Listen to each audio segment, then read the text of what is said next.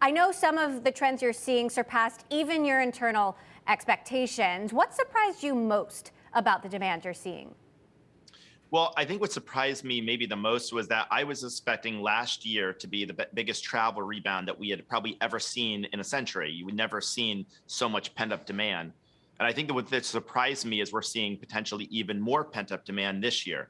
And maybe that's not surprising. I think people weren't quite comfortable crossing borders. Then you had the Delta strain. And I think you're going to see this summer travel season unlike we've ever seen before. And the thing about travel is there are some things when they're taken away from you, you kind of don't want to do them again. I don't think that's travel. I think the longer people can't travel, the more they want to travel, and the more ambitious they get. So you use the words pent up demand there, and I'm curious how you think this summer might compare to next summer, for example. Are you expecting the growth rate to slow down after people get this out of their system a little bit? No, I don't think so. I mean, number one, Asia probably won't recover right away. It's going to take some time, and that's where the large percent of the world population lives. So I think that next year you're going to see a huge amount of growth coming from Asia. It's going to be a little slower this year, but we have a lot of pent-up demand for Europe and North America. The thing, Emily, that I would just say is this: there are new use cases that are here to stay. People traveling to rural areas, people staying longer, people staying at Airbnb for a month or longer. But then our bread and butter historically has been cross-border and urban, and that is now back at or above 2019 levels. So we're seeing a combination of the old trends coming back plus new trends sustaining. That's going to continue. And then eventually you're going to have other geographies like Asia come. So I'm pretty bullish for the next couple of years. How strong is the consumer in your opinion? Because obviously with inflation, the cost of flights are going up. The cost of travel more broadly is going up. And I wonder if you think, is there a point where inflation catches up with the consumer and overwhelms that pent up demand? I think that it could affect travel more broadly, but I think it's very important for me to distinguish our business. During the pandemic, we recovered faster than any travel company. That's I don't think that's a controversial statement. And why is that? It's because we have nearly every type of space in nearly every community at nearly every price point. So when people feel like they can't fly, they can't afford to fly, they can still get in a car and book an Airbnb nearby. And I do think a lot of people still want to go to the house. Airbnbs are typically still cheaper than a hotel. And so we're pretty resilient no matter how changing travel demand occurs. Lyft, meantime, is getting pummeled today. Investors not excited about their outlook. Obviously, a different company, but another sort of measure of consumer sentiment. And I wonder how you read that, given that people need this kind of transportation to get from place to place, Airbnb or not. I think that every company is different, and so I think that the phenomenon of how people are moving within cities is pretty distinct from the phenomenon of people traveling. And yes, people do need transportation within markets. But the thing I would just note is about half our business are for stays outside of cities, right? So we have a lot of vacation rentals, rural areas where ride sharing would not be very prolific. Well, on that note, you are seeing huge demand for homes, and I wonder how that's translating into demand for urban travel. When do you think tourism in cities will fully rebound? Well, it's already above 2019 at this very moment with Airbnb.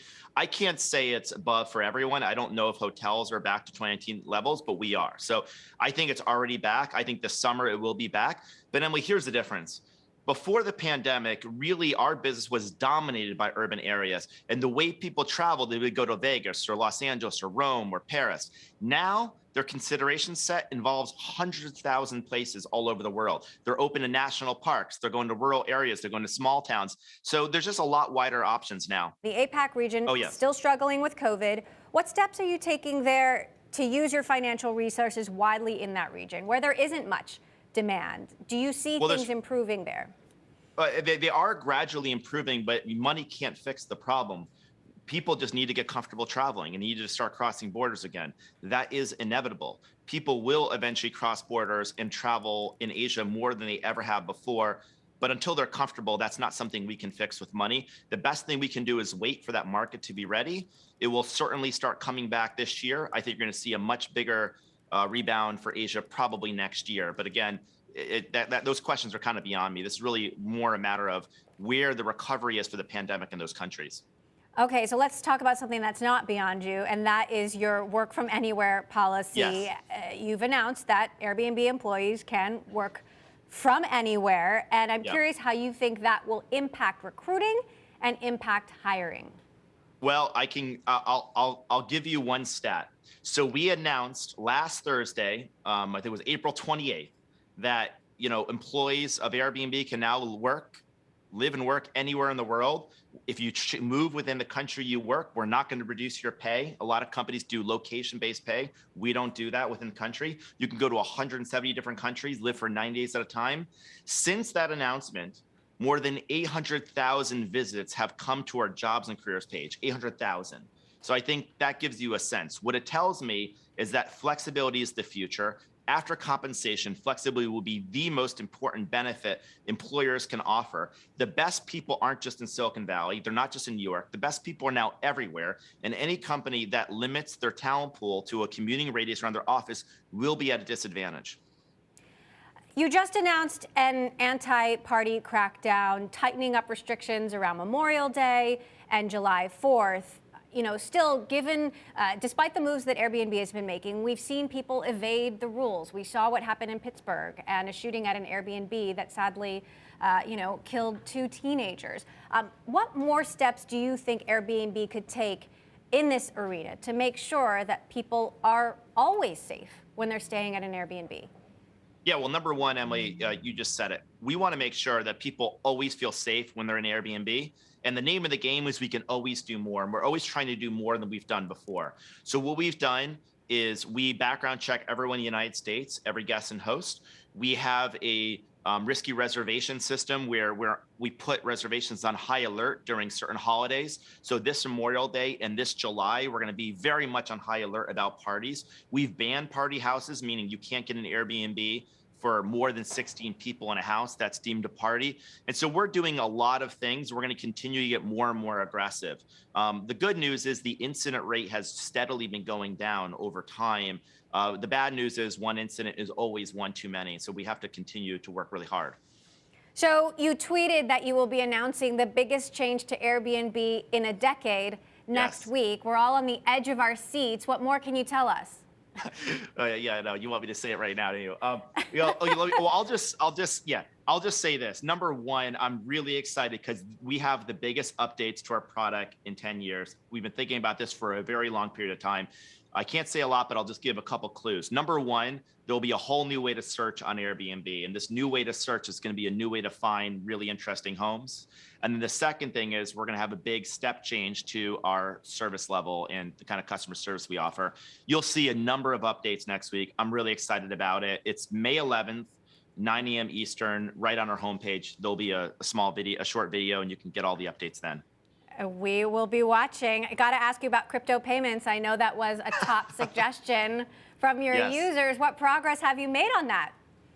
We've been steadily making progress insofar that we've certainly researched it. We've looked at a number of ways that crypto could be used. Obviously, it's a popular request for people to pay with crypto or be receiving money with crypto.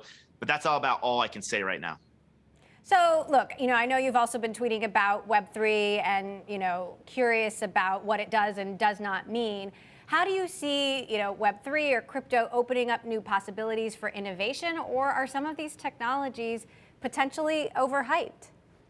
Well, I think both are very possible, right? I mean, I was not around during the dot-com days. I was in design school at the time, but most of the companies during the dot-com era aren't around. That being said, almost all the ideas from dot-com that didn't work now work in some later incarnation. So I think that the technology is really exciting. I think the idea of empowering people all over the world is really exciting as well. But I also do think that, like any new emerging technology, the vast majority of companies will probably not be around in the future, but the ones that will be around could be really, really large. Look at the dot-com bubble. Amazon emerged from that. It was a huge company. So I do think there will be really large companies emerging, but just like, there's a lot of speculation.